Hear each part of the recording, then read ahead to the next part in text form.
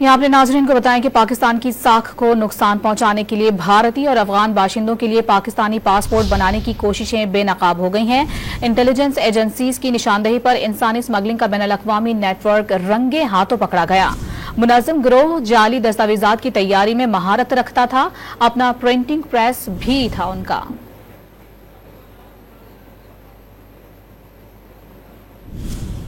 इस खबर से मुतालिक अपने नाज़रीन को आगाह कर रहे हैं कि पाकिस्तान की साख को नुकसान पहुंचाने के लिए भारतीय और अफगान बाशिंदों के लिए पाकिस्तानी पासपोर्ट बनाने की कोशिशें बेनकाब कर दी गई हैं।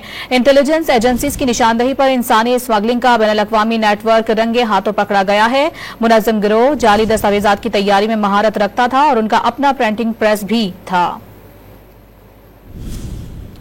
इस खबर से मुतालिक अपने नाज़रीन को आगाह करें, जहां एक जानिब पाकिस्तान के अंदर अक्सर और बेशतर ये देखने में आया कि दहशतगर्दी की कार्रवाइयां सरगर्म रही हैं और इसी के पेश नज़र एक बार फिर से ये देखा जा रहा है कि इंटेलिजेंस एजेंसीज की निशानदेही पर इंसानी स्मगलिंग का बैनुल-अक़वामी नेटवर्क रंगे हाथों पकड़ा गया है। और खबरें ये आ रही हैं कि भारतीय और अफगान बाशिंदों के लिए पाकिस्तानी पासपोर्ट बनाने की कोशिशें की जाती रही हैं और बनाए गए हैं और इन कोशिशों को बेनकाब कर दिया गया है इंटेलिजेंस एजेंसीज की जानिब से।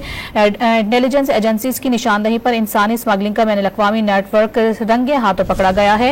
ये मुनज़्ज़म गिरोह है जो कि जाली दस्तावेजात की तैयारी में महारत रखता था और उनका अपना प्रिंटिंग प्रेस भी था।